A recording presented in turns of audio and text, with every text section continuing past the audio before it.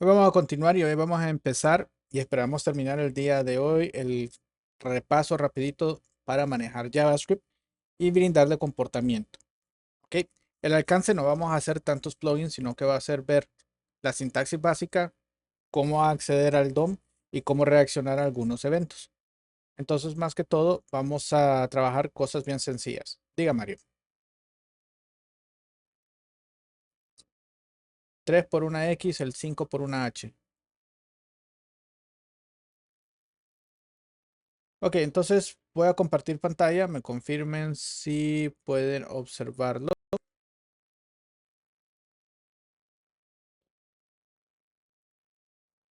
Sí. Ok, perfecto. Vamos a reducir esto aquí y vamos a trabajar. Pues. Ok, igual que en CSS, lo único que no lo vamos a ir armando. Igual que en CSS, JavaScript se puede incorporar un documento HTML de tres formas distintas. Como parte de los atributos de los eventos manejados por el HTML, voy a crear aquí.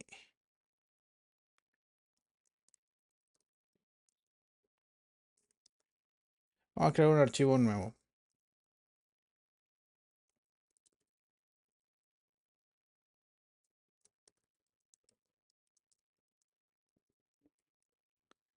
Entonces, el primero, vamos a poner algo simple, vamos a poner un botón y haz clic. Y la primera forma de poder incorporar JavaScript es declarando directamente los atributos, en este caso de los eventos de HTML, y en este caso poner algún tipo de función que lo va a manejar. En este punto podemos decirle que genere o mande a ejecutar una función y esa función haga un alert. Hola mundo. Ok, se mira raro, se mira medio complicado ahí. Vamos a ver si nos abre la página. Ahí está, le damos clic, me falló. No ocupamos esto porque no se manda a ejecutar. Ahí. A revisarlo, le damos clic y me tiene que aparecer hola mundo. Ok, esta es la forma en cómo se trabaja JavaScript directamente. No es la recomendada, no espero verlo en ningún momento, porque este método es simplemente medio combinando presentación con comportamiento y no es lo correcto. La segunda forma de poner JavaScript dentro de objetos es utilizando el bloque script. ¿Okay? Dentro del bloque script yo puedo crear código JavaScript que se va a ejecutar en el alcance de este documento en específico. Entonces, aquí vamos a empezar con el primer evento que ocupamos capturar de JavaScript. El navegador tiene un ciclo de vida. Y una de esas cosas es cuando ya se carga el DOM, o sea, que ya tiene en memoria todo el contenido del HTML, yo puedo empezar a ejecutar JavaScript para poderlo manipular. Entonces, lo primero que vamos a ver ahorita es cómo de document, que document es una palabra clave del navegador, es un objeto que representa todo el DOM completo. Yo puedo agregarle un event listener. El event listener es simplemente un observador, es una función que va a observar cuando sucede algún tipo de evento. Y ese evento en este caso lo vamos a definir como DOM content loaded. Ok, cuando se haya cargado toda la página, este evento se va a disparar y lo que va a dispararse va a ser una función que voy a declarar aquí. En este caso lo vamos a declarar rapidito y le vamos a poner algo simple diciéndole se cargó la página. Solo como paréntesis y quedó un video. La vez pasada se me fue poner la R y fue problema eso. Bueno, tenemos el script. Esta es la segunda forma de incorporar JavaScript. Esta forma es adecuada, se usa bastante cuando el algoritmo que se va a utilizar es específico y propio de la página, no se puede reutilizar en ningún otro lado. Entonces, ya que es específico, se permite. Lo malo de eso es de que cada vez que se refresca o se carga la página, vuelve a cargarse todo el script. Entonces, le agregamos lastre a la navegación. La tercera forma de incorporar JavaScript a un documento es enlazarlo de un archivo JavaScript externo. Entonces vamos a crear un archivo externo JavaScript, a crear la carpeta JS, vamos a ponerle script.js. Todos los scripts terminan en JS de JavaScript, bien aburridos. Y cuando ese script vamos a poder trabajarlo. No tengo que establecer ninguna etiqueta, simplemente puedo empezar a codificar JavaScript directamente. Vamos a usar el mismo document.addEventListener para cargar el DOM content loaded. Y si se fijan, yo estoy usando una versión de funciones. Estas funciones se le conocen como funciones de flecha gorda. Fue algo que se introdujo en la ES6. Ya es un estándar, todos los navegadores lo soportan, cosa muy buena. Y ese tipo de funciones es para no estar escribiendo tanto. Recuerden de que uno de los propósitos de la web es reducir cantidades de datos que se van a transmitir por la web. Entonces, esta es una forma bien compacta de poder declarar funciones. ¿Preguntas hasta aquí?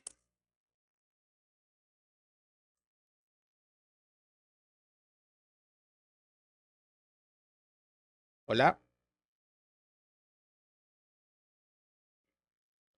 Ok, entonces, ya sabiendo de que esta función va a estar cuando se va a cargar la información o se va a cargar, empezamos ahorita con nuestro repaso sencillo.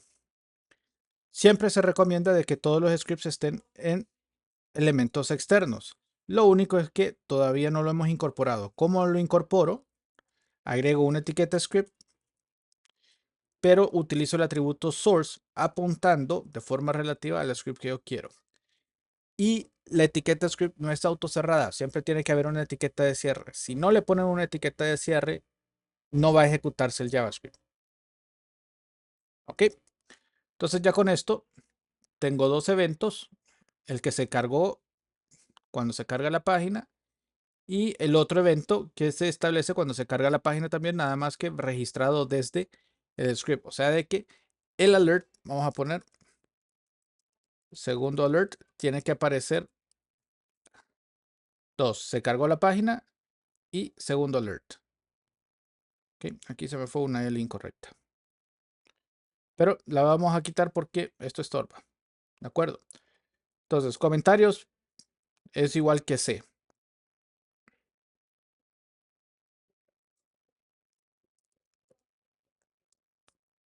Para que así ya no me esté llamando. Ok. En JavaScript hay elementos nativos. Son tipos de datos básicos nativos. Está el entero, está la cadena de texto. JavaScript no es fuertemente tipeado, o sea, de que la inferencia del tipo de dato a utilizar depende de la asignación que se haga, pero eso no impide de que yo pueda asignar diferentes tipos de datos a la misma variable. Entonces, es bien fácil cometer problemas que permiten desborde de memoria, también errores lógicos por la sustitución o por la mala manejo de un texto. Uno de los ejemplos sencillos. Y ahorita vamos a poner algo llamado console.log. El console.log es una función muy importante para poder depurar. Recibe dos parámetros. Un elemento y un elemento de mensaje para poderlo identificar. Entonces en este caso vamos a ponerle aquí que vamos a usar tipos de datos. Ok. ¿Dónde puedo ver esto? En el navegador yo puedo abrir el inspector de imagen de elementos. Y en el inspector de elementos hay una pestañita que dice consola. En la consola me va a imprimir todos los elementos que yo establezca y me dice tipos de datos, que esos son todos los datos que estamos viendo aquí. Ok, ese es el console log y así me va a permitir ir imprimiendo elementos. Ok, ¿cómo declaramos variables? Tres formas. Var, la más antigua que existe. Como no es fuertemente tipeado, prefiero utilizar una nomenclatura húngara camello, es decir, un prefijo. Digamos que quiero imprimir int edad. y le podemos asignar un valor, 18. ¿Ok? Entonces, esa es una de las formas de poder declarar una variable. Esa variable es modificable directamente y pues ya no se recomienda utilizar la palabra clave var. Todavía hay scripts ahí en internet que están rebotando, que lo manejan, lo soportan los navegadores, pero no se recomienda. Su alternativa directa es usar un let. Entonces aquí vamos a poner strda mayor. Y la otra forma, o la otra forma de declarar una variable es utilizando constant. Y aquí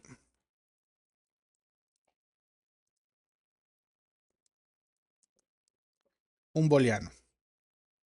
¿Ok? La diferencia entre let y constant es que let me permite reasignarle el valor. El constant, una vez asignado, a menos que sea un objeto, no me va a permitirlo manejar. Siempre me han hecho la pregunta, ¿por qué si es un arreglo o un objeto yo puedo modificar el arreglo y el objeto agregándole más llaves o cambiándole los datos y se declara como una constante? Sin embargo, si le reasigno un valor nativo o lo asigno directamente a otro arreglo, me va a decir que no lo puedo modificar. Es porque cuando estaba hablando de objetos, perdón, lo que queda como constante es el puntero, la referencia al espacio en memoria donde está guardado el objeto. Por eso yo puedo acceder al objeto y modificarlo, pero no me va a cambiar esa referencia y por eso se queda constante. Mientras que si yo le asigno un valor nativo directamente, si no modifico su constructura interna, sino que ya lo sustituyo, ahí sí no me permite modificarlo. Pero eso ya es un poquito más técnico. Un ejercicio que normalmente se pone y se pregunta, ¿cuál es el resultado de lo siguiente? Vamos a poner let respuesta va a ser igual a 1 más 2 más 3. Ok, es más, lo voy a dejar abierto. Esta es una operación válida en JavaScript. Y lo que quiero es ver cuál va a ser la respuesta. Vamos a hacer un console log.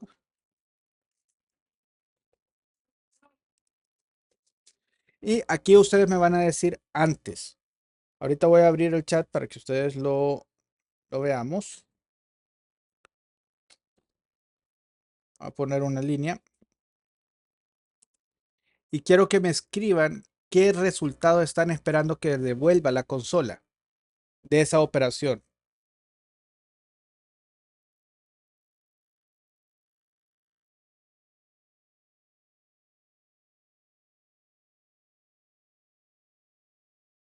Nadie ha dado respuesta. Uno dice 15. A ver, ¿alguien más? Kevin dice 15. 6. 15. 6. 15 y 6. Se quedan entre 15 y 6. Interesante. Vamos a ver qué nos dice la consola directamente. Yo no estoy de acuerdo con ninguno de los dos. Pero vamos a ver. Vamos a refrescarlo. Y no salvé aquí, entonces no está haciendo nada. Y la respuesta es 1, 2, 3. Ni 15 ni 6. ¿Por qué se está dando el caso? Siempre recuerda que la computadora va a ser los primeros operadores. Por eso es importante los paréntesis. El operador siempre a la izquierda va a ser el de mayor inferencia. En este caso, como es un tipo de dato texto, el símbolo más al tener del lado izquierdo un texto va a ser la suma de el 2. Como tiene texto, va a convertir este 2 numérico en su representación de cadena. Entonces lo va a concatenar. Y el 3, como ya hay un 12, cadena de texto, le va a sumar el 3. Pero como el 3 no es texto, es numérico, lo va a convertir a texto primero y lo va a seguir concatenando. Por eso la respuesta que nos devuelve es 1, 2, 3. ¿Ok? Y esos son los tipos de errores comunes que se pueden encontrar. Y especialmente cuando trabajamos con formularios. Vamos a ver. Veamos aquí algo bien interesante. Vamos a crear un pequeñito formulario. Este no es este. Vamos a crear un formulario. Vamos a ponerle un ID para poder acceder a él rapidito. Form demo. Aquí vamos a poner un label. Y aquí se llama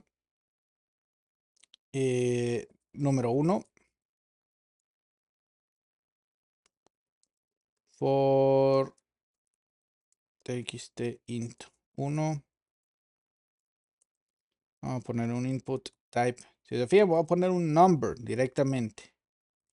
Min 0.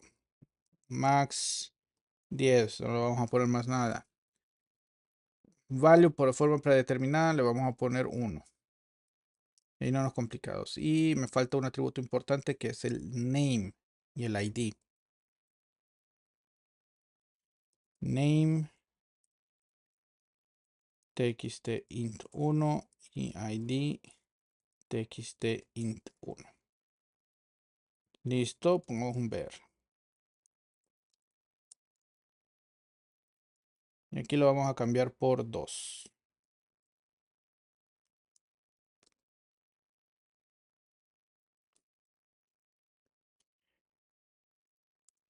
Y vamos a poner un botón de tipo submit. Y le vamos a dar enviar.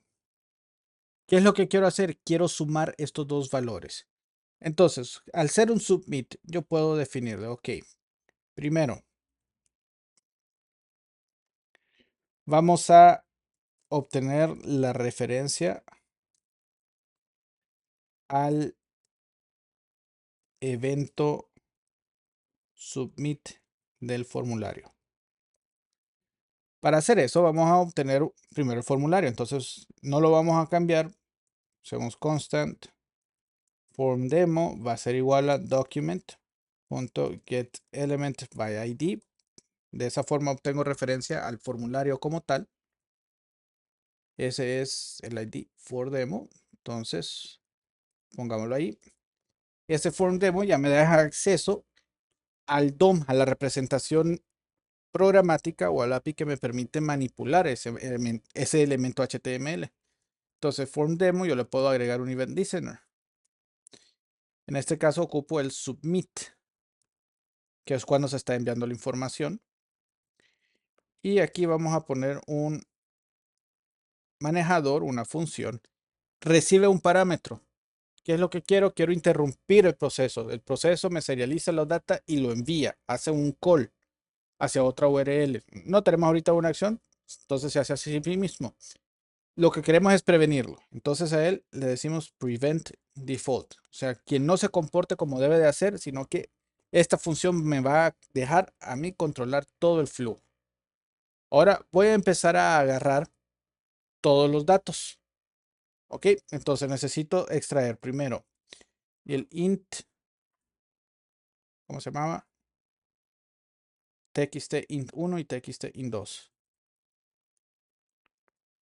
Va a ser igual a, y aquí vamos a buscar document. Hay una opción llamado query selector que me devuelve un elemento basado en un selector de CSS. Entonces, en este caso, yo voy a buscar de form demo. Ah, no, porque ya tengo el ID. Es cierto que tengo el ID de cada uno. Me sale más fácil por el get element by ID. Get element by ID y el ID es int, perdón, txt int 1 y txt int 2 va a ser lo mismo que este otro. De esa forma tengo acceso a las referencias de cada uno de los values de los inputs. Y ahora voy a extraer los valores que tienen.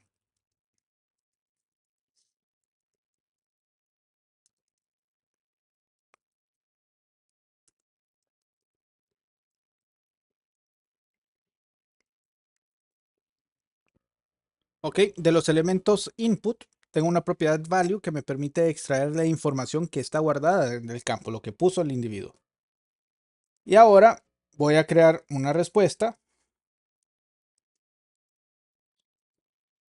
sumando int 1 más int 2 y vamos a imprimir.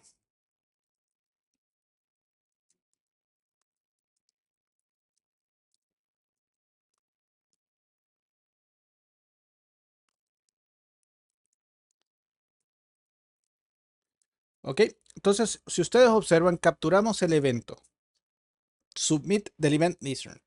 Prevenimos que suceda algo, o sea, de que ya le estamos diciendo al formulario, no, olvídate, no lo vas a hacer, no vas a hacer el submit, sino que me vas a regresar el control de todo el evento.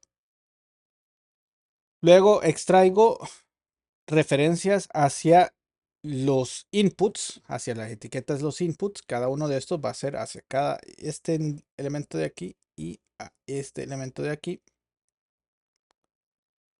Luego de eso voy a sacar el valor asignado a cada uno, el valor que ingresa el usuario en el cuadro de texto. Lo voy a poner, lo voy a sumar y voy a dar respuesta. Ok, con esto lo tenemos bien. Si ustedes observan, ahí está ya número 1, número 2 y el botón enviar. 1 y 1, voy a poner 1 y 4. ¿Cuál es el resultado que yo estoy esperando? Que me devuelva la consola.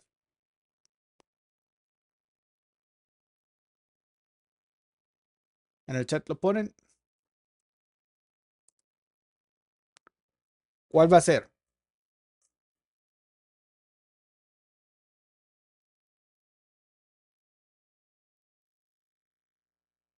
5.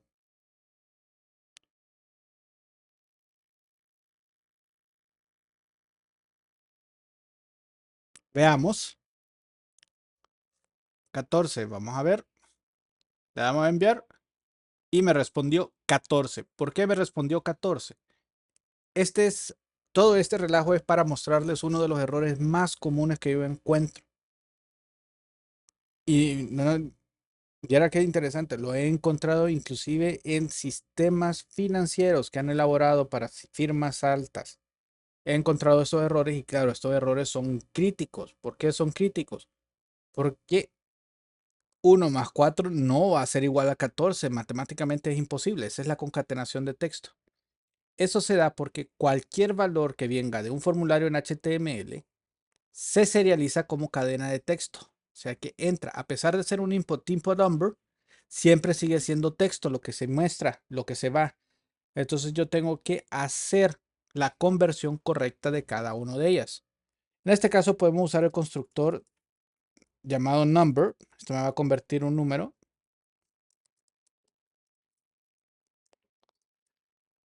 Hay otros, está parseInt, parseFloat, que también ayudan, nada más que de forma funcional. Entonces ahora vamos a probar esto. ¿Qué sucede?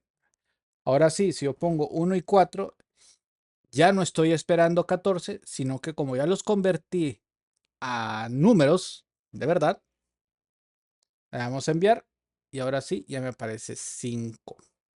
¿Preguntas?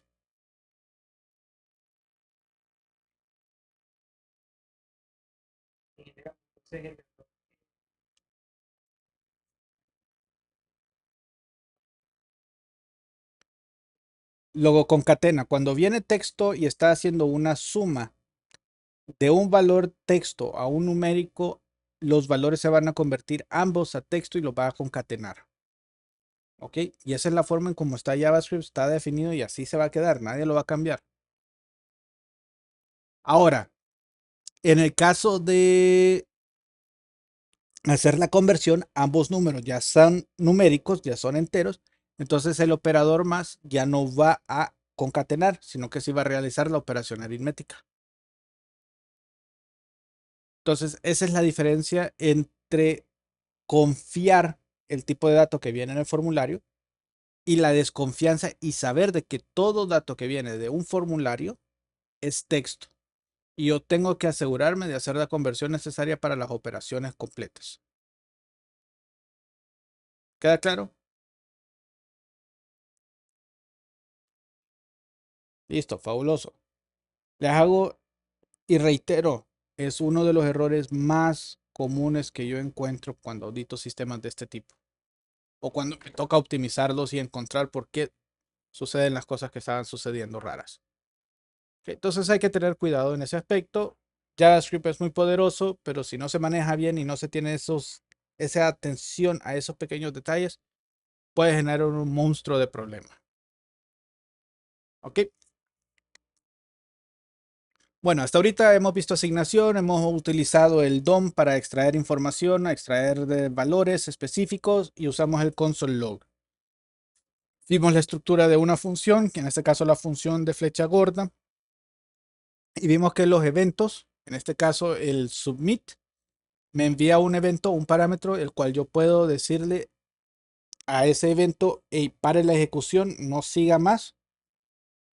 La persona que va en este manejador se va a controlar todo lo que se desea hacer con ese elemento en específico. Ese es el prevent default. Hay ciclos, hay valores, hay estructuras de datos más complejas en PHP. Al igual que en Python y en todos los lenguajes existen dos elementos muy utilizados. Uno es las listas, que realmente solo son arreglos atómicos. Podemos declarar un elemento array colores, va a ser igual, y definimos los colores abriendo los corchetes. Entonces aquí podemos poner azul, verde, rojo, amarillo, café. Ok, ahí yo estoy definiendo una constante de arreglos de colores y son los arreglos que tenemos en ese punto. Esos son arreglos atómicos, en otro lenguaje de programación se le conocen como listas. No tienen ninguna llave asociada a su valor. La otra estructura de datos que nos encuentra JavaScript y que utilizamos bastante hoy en día es una representación de un objeto basado en un diccionario, llave y valor. Entonces vamos a poner aquí que este va a ser un JSON object y le vamos a poner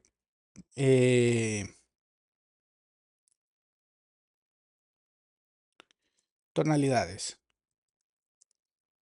¿Ok? Y en este caso, los objetos JSON se inicializan o se establecen como con llaves de apertura y llaves de cierre. Y dentro de él vamos a tener una estructura de diccionario, una llave. Vamos a ver, este sería pálido, bueno, transparente. Le decimos ahí que ese es un 0, vamos a ponerlo en porcentajes. Punto y coma me deja agregar el siguiente. Aquí escribí mal, transparente. Vamos a ponerle aquí translúcido. Se va a tener un 0.20 de alfa. Luego voy a poner pálido.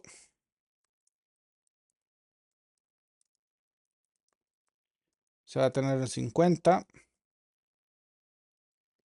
Vamos a ponerle medio opaco.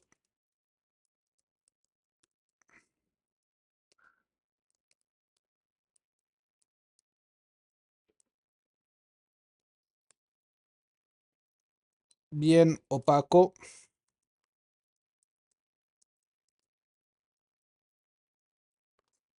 Opaco. Ok, entonces ahí estoy describiendo llave y su valor en específico y eso es un objeto JSON.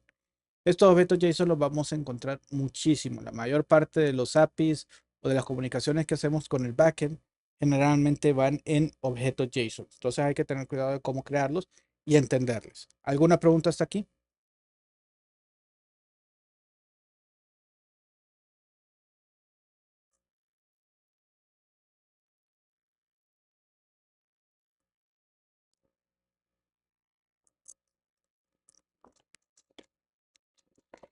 ¿Ninguna?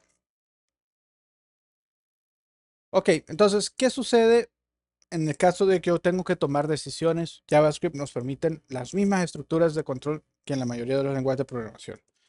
El if, tenemos expresión, esto lo voy a poner bajo comentarios para que no nos afecten en el script como tal, pero que quede de referencia. Primero, if, establezco una expresión que evalúa un booleano. Lo voy a quitar para que no, no confunda. Dentro de las variaciones tenemos el else if, que evalúa una segunda expresión si la primera no se cumple.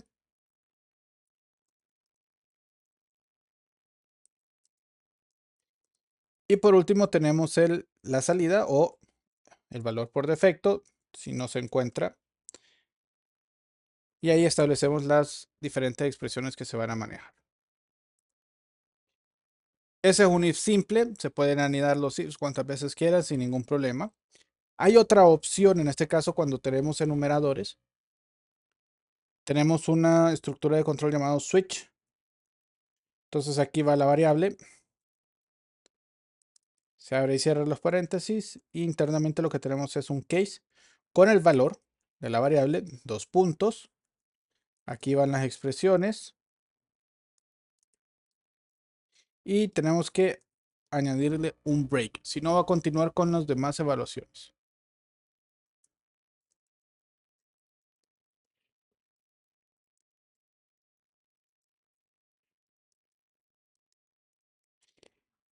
Y en el caso hay uno en específico llamado default, que es cuando ya no hay nada que hacer y queda lo último en específico. No sabemos bajo qué contexto se va a realizar el switch, pero establecemos las expresiones que se van a ejecutar por defecto si la variable, el valor de la variable no la estoy contemplando dentro del listado. ¿Preguntas?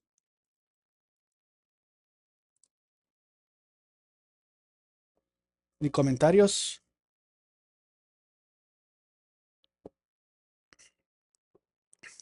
Ahora, también tenemos estructuras de ciclos.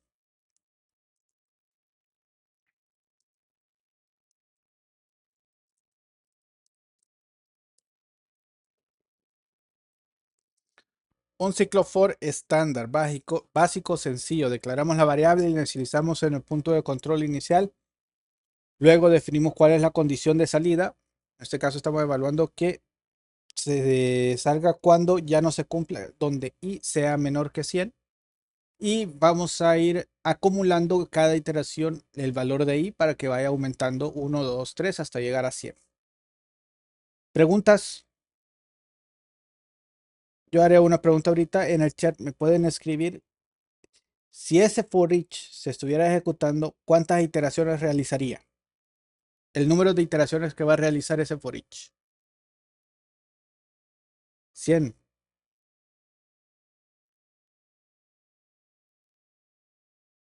¿Quién dice 101? 99. 99. 100.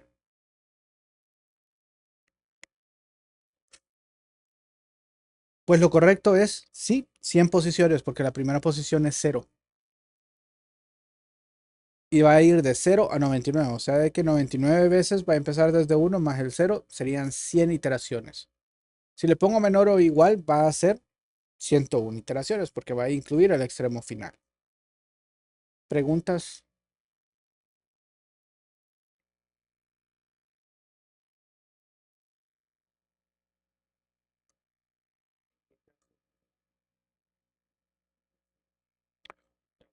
En JavaScript hay varios elementos donde se puede utilizar. Por ejemplo, ahorita yo estoy trabajando en un componente que me muestra los días de la semana.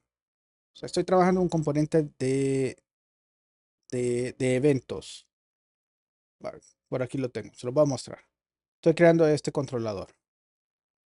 Ok, este es un calendario hecho por JavaScript. Y el que estoy trabajando ahorita es el de la semana. Ok, esto no es una tabla, cada elemento es un div, es un grid generado de forma no automática. Pero si ustedes observan, va uno por uno y ese es con un ciclo for. ¿Quién me puede decir si yo tengo unidades de una hora, cuántos cuadros tengo aquí definidos? Si ese es un día de una semana. Bueno, esa es la representación de una semana.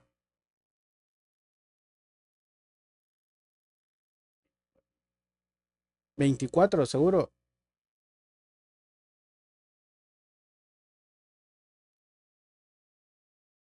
El programa en efecto hace 24 iteraciones. sea, es un for que llega hasta 24 elementos, porque son 24 horas las que están representadas. Y en él internamente se está generando otro ciclo que hace un ciclo de 7 iteraciones. Por tanto, el total de iteraciones que se lleva todo ese componente es de 7 por 24. Son bastantes. Entonces ahí se hacen en ese for y eso ayuda bastante. Pregunta. Ahí es donde se usa bastante este for. También tenemos los otros tradicionales, el while, el do while, esos casi no los he visto usar, no los he usado realmente. La estructura es básica, defino una variable de control, luego hago un while, variable de control va a ser menor que 10, abre y cierra, y adentro del cuerpo tengo que acordarme siempre de var control más igual a 4. Ok, entonces con ese var control más igual a 4, lo que estoy haciendo es aumentándole cada iteración 4 elementos y al tercero prácticamente ya va a decir, hey, Neles, ya sos mayor a 10, ya son 12, ya no vamos a entrar a esta expresión. Ese es uno de los elementos que he visto. El otro también requiere que se maneje de forma manual la variable control. La diferencia del do y el del while es que el do va a ejecutarse por lo menos una vez.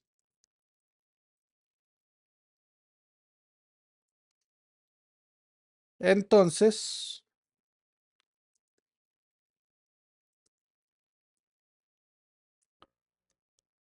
manejamos la variable e internamente tenemos que manejarlo.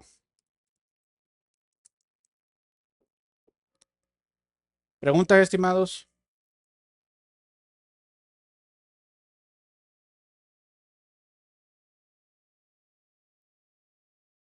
Ahora, lo último y con esto terminamos, porque ya con esto ya manejamos prácticamente la mayoría de los elementos que ocupamos para poder hacer elementos fabulosos con JavaScript.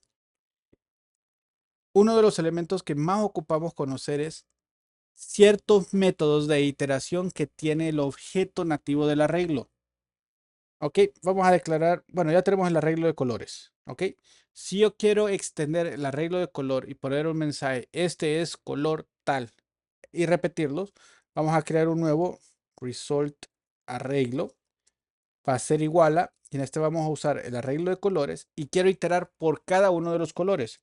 Entonces, para iterar y devolver un nuevo valor, utilizo el método map. El método map recibe como parámetro el objeto y yo tengo que devolver qué voy a hacer con ese objeto. Entonces, en este caso voy a utilizar una plantilla de texto. Las comillas invertidas, bueno, los acentos invertidos, no son comillas, los acentos invertidos me indican una plantilla de texto. Ahí yo puedo escribir el color es dos puntos y quiero interpolar el valor que está en O. Entonces, ¿qué va a suceder? Array colores va a iterar por cada elemento y va a ejecutar esta función en donde O es el color, va a ser rojo, azul, verde, etcétera, y me lo va a transformar en un valor, el color es con el valor que devuelva el objeto. Y todo esto nos lo vamos a incorporar a respuesta del arreglo.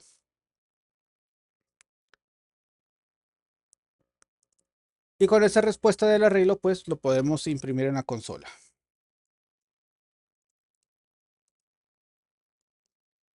¿Qué va a suceder con eso? Vamos a verlo. Ok, si observan, aquí está mi arreglo de 5 elementos y los 5 elementos tienen la expresión que hemos creado. El color es azul, es verde, rojo, amarillo y es café.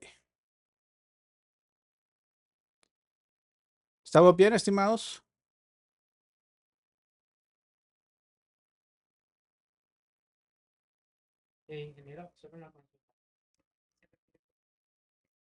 Interpolar. Interpolar es esto. Sustituir un valor por su representación de etiqueta o su elemento representativo. Si se fija, está enredado entre dos comillas y lo considera como texto, todo eso. La interpolación es eso, yo tengo marcadores que los voy a reemplazar con valores reales. Eso es interpolación. Listo, pues, estimados, con esto terminamos.